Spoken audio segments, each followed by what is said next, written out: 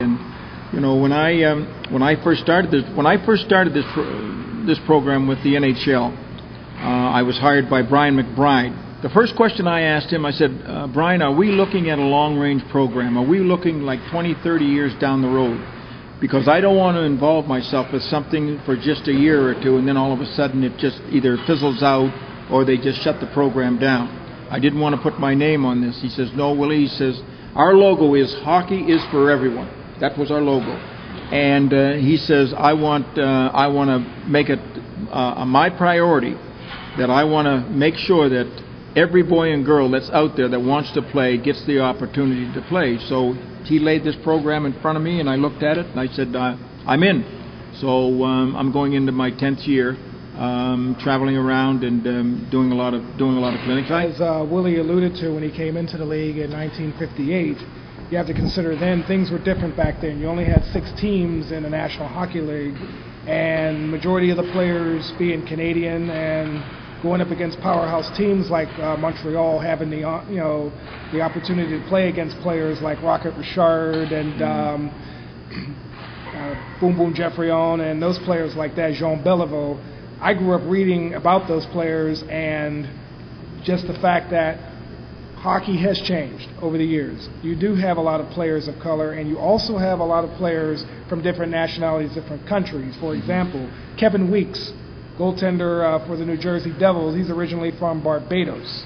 Okay, you have Manny Malhotra, who's of Cuban descent. So when we say diversity in hockey, you're also looking at the background, where these players come from. It's not just a Canadian game anymore. You have Europeans that have perfected the game back in the late 60s and 70s with their style of play and skating. So hockey has become, not just from a Canadian standpoint, but everybody inclusive. It is a world game. If you look at all the other major league sports, baseball, football, basketball, or whatever, hockey is the only sport where you have players from different nationalities, different countries, where you have to learn the English language in order to keep up.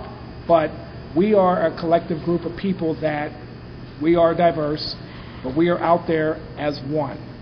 To play ice hockey, you need to get on the ice, and you need to develop your skills by getting on the ice. And basically that's what we're trying to do, is we're trying to introduce this sport to boys and girls when they never had the opportunity to play before. And once we get them on the ice, that's about 90% of the job right there. Right. And once we get them on, and then we start just teaching them the basic skills, skating, stick handling, passing, shooting. I've noticed that a lot of these boys and girls have a lot of natural talent, but they just haven't had the opportunity to show this talent. And that's one of my jobs of conducting these clinics, and I'm just having a great time. I think it's phenomenal because Pittsburgh was one of 39 programs like this across the United States and Canada, giving kids the opportunity to play. I think that in a town like Pittsburgh, being that it is football, exposing hockey to a new generation of kids, getting them to learn how to skate, learn how to play, programs and sports like hockey will sell itself. Once a child has the opportunity to lace up the skates, go out there, and as Willie had mentioned and toned to, natural ability and talent. If you can go out there and rollerblade, you can actually get out there and play hockey. The concept is still the same. All we're doing is just changing the mechanics of how you stop, how you start, that sort of thing. And for myself, for me to be able to do this for 7 years has always been a dream. This facility has always been like a second home to me ever since the early 70s when I started coming to Penguin games. And I always envisioned someday of coming here with a group of kids and putting them out on the ice, and we've done this now 3 separate occasions to have kids come out on the ice, and skate in between periods. That in itself, as they say, it's priceless. Some of the kids from Hockey in the Hood have migrated into the Carrick hockey program, to where over the last 4 years we've had 3 come from Hockey in the Hood to play for Carrick.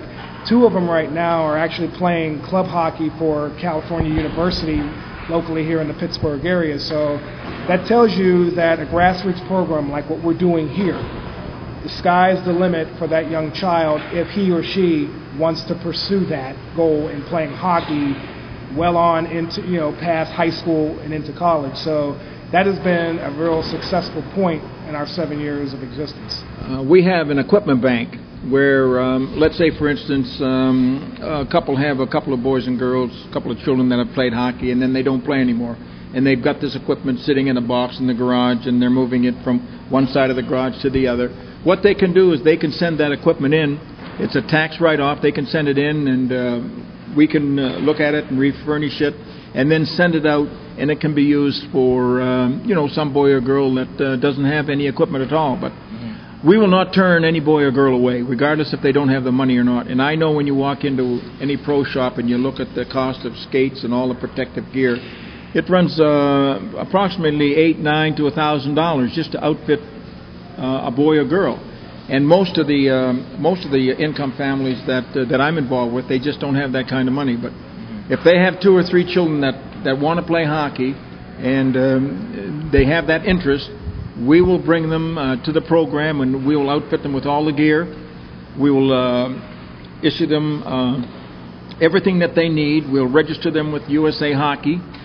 We have volunteers that will pick these boys and girls up from their home and bring them to the rink to practice or play and make sure that they get back to their home safely. So the program works. It started with 4 programs. We've got 39 now, and I can probably say within the next 5 years we're probably going to have maybe another 7 or 8. So any boy or girl that's out there and wants to play hockey and that doesn't have the money, we'll make it possible for them to play. We not only have we received help from the Shaler Hockey Organization, but many organizations in the Pittsburgh Amateur Hockey League and also with the Pennsylvania Interscholastic Hockey League. And it has become a big help to our program, to where a young child can come to us and say, we want to learn how to play. We don't have the equipment.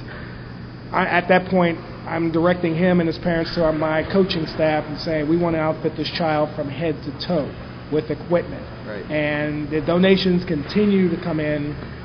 In fact, I have a woman that's waiting now for us to give her a call and say, when do you want to pick up even more equipment? So we are very fortunate here in the Pittsburgh area to have such great support for Hockey in the Hood, but we need to keep the program going, and the way we do that is through word of mouth, and especially through the support that we receive from the Pittsburgh Penguins.